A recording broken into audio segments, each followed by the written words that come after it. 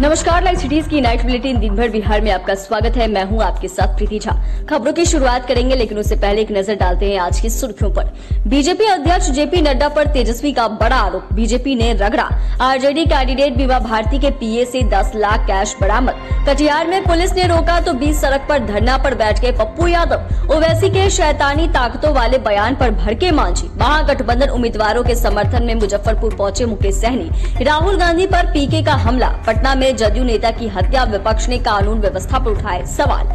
पटना के होटल में लगी आग, 6 की मौत, कई घायल। वोटिंग से पहले गोपालगंज में 2 करोड़ की शराब बरामद। बिहार में हीटवेव को लेकर स्कूलों की बदली टाइमिंग। और अब खबरें विस्तार से। लोकसभा चुनाव के दूसरे फेज में बिहार की 5 सीटों पर कल को वोटिंग होनी है। चुनाव से पहले तेजस्वी यादव ने बीजेपी अध्यक्ष जेपी नड्डा पर गंभीर आरोप लगाए। उन्होंने कहा कि हमें जानकारी मिली है कि जेपी नड्डा बहुत सारे बैग उठाकर लाए हैं। जहां जहां चुनाव हो रहे हैं वहां वहां पर बांट रहे हैं। उन्होंने कहा कि चाहे तो चेक करवा ले। उनके ये सभी आरोप बिल्कुल सही है। जांच एजेंसियां उनकी मदद कर रही है। इधर तेजस्वी का आरोप पर जदयू और बीजेपी ने पलटवार किया है। बीजेपी ने कहा कि सावन के अंधे को सब कुछ हरा ही नजर आता है। उनकी ओछी मानसिकता को दर्शाता है। पूर्णिया लोकसभा से राजद प्रत्याशी बीमा भारती के 2 पीए को पुलिस ने हिरासत में लिया है। दोनों के पास से 10 लाख रुपए कैश मिला है। पुलिस रुपए के सोर्स पता कर रही है। पुलिस को शक है कि ये रुपए चुनाव में उपयोग हो सकते हैं। बीमा भारती के पीए अरविंद जायसवाल और महावीर मंडल को लेकर पुलिस रुपौली थाने में लेकर आई है और यहाँ पर दोनों से पूछताछ की जा रही है। पूर्णिया में लोकसभा चुनाव की वोटिंग के एक दिन पहले सियासी हंगामा मच गया है। कटिहार में वाहन जांच से नाराज पूर्व सांसद और पूर्णिया से निर्दलीय प्रत्याशी पप्पू यादव ने जमकर बवाल किया। पप्पू यादव की गाड़ी से 50,000 रुपए कैश मिलने के बाद जब पुलिस ने उन्हें रोका तो वे बीच सड़क पर धरना पर बैठ गए और खूब हंगामा मचाया। इस दौरान उन्होंने डीएसपी पर हत्या की साजिश करने का आरोप भी लगाया है। साथ ही उनकी कई गाड़ियों को जब्त कर लिया गया है। एसपी जितेंद्र कुमार के मुताबिक पप्पू यादव बिना अनुमति के चुनाव क्षेत्र में गाड़ियों से भ्रमण कर रहे थे, इसलिए उनके खिलाफ कार्रवाई की गई। एआईएमआईएम के राष्ट्रीय अध्यक्ष असदुद्दीन ओवैसी के बयान पर जीतन राम मांझी ने जवाब दिया है। ओवैसी ने कहा था कि 26 अप्रैल को जुम्मे का दिन है और इस दिन शैतानी ताकतें कामयाब नहीं होंगे। वहीं अब इस बयान पर प्रतिक्रिया देते हुए पूर्व सीएम जीतन राम मांझी ने कहा कि ऐसा कहने वाले को खुद के गिरेबान में झांक कर देखना चाहिए। उन्हें खुद सोचना चाहिए कि कौन शैतान है। किसी एक व्यक्ति के कहने से कोई शैतान नहीं होता। देश की जनता महान है और वह खुद फैसला करती है कि कौन शैतान है। यह देश का सौभाग्य है कि नरेंद्र मोदी के नेतृत्व में एनडीए गठबंधन जीतने जा रहा है।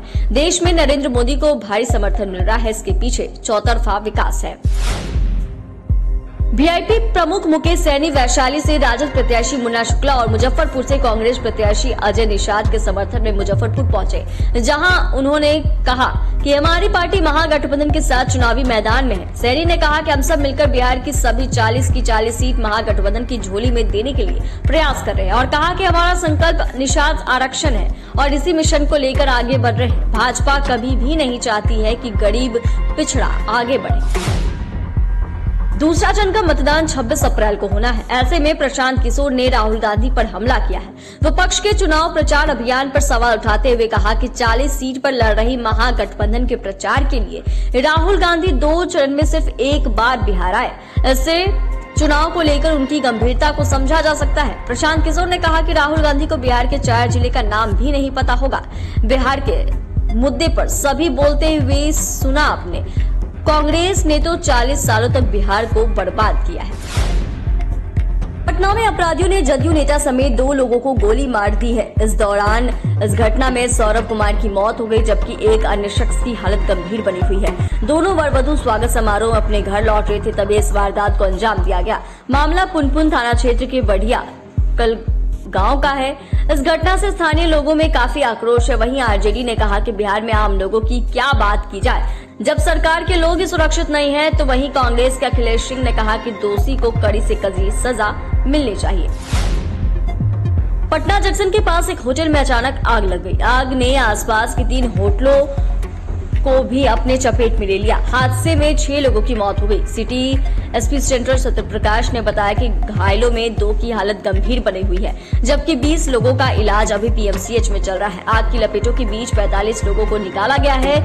2 घंटे की कड़ी मशक्कत के बाद आग पर काबू पा लिया गया। फायर ब्रिगेड की 51 गाड़ियों ने आग पर काबू पाया। आग लगने के कारण पटना स्टेशन जाने वाले रास्ते को बंद किया गया था। लोकसभा चुनाव की दूसरे चरण की वोटिंग से पहले गोपालगंज पुलिस ने 2 करोड़ की स्प्रिट जब्त की है। यूपी बिहार के बलथड़ी चेक पोस्ट पर कुचायकोट थाने की पुलिस को बड़ी सफलता मिली। पुलिस ने एक ट्रक में हरियाणा से लाई गई 98 ड्रम शराब के साथ यूपी बिहार के 3 माफियाओं को गिरफ्तार किया है। बताया जा रहा है कि यह शराब लोकसभा चुनाव में खपाने की साजिश थी, जिसे पुलिस ने कार्रवाई करते हुए नाकाम किया। एसपी स्वर्ण प्रभात ने बताया कि 2 करोड़ की स्प्रिट के साथ तीनों लोगों को गिरफ्तार किया गया है।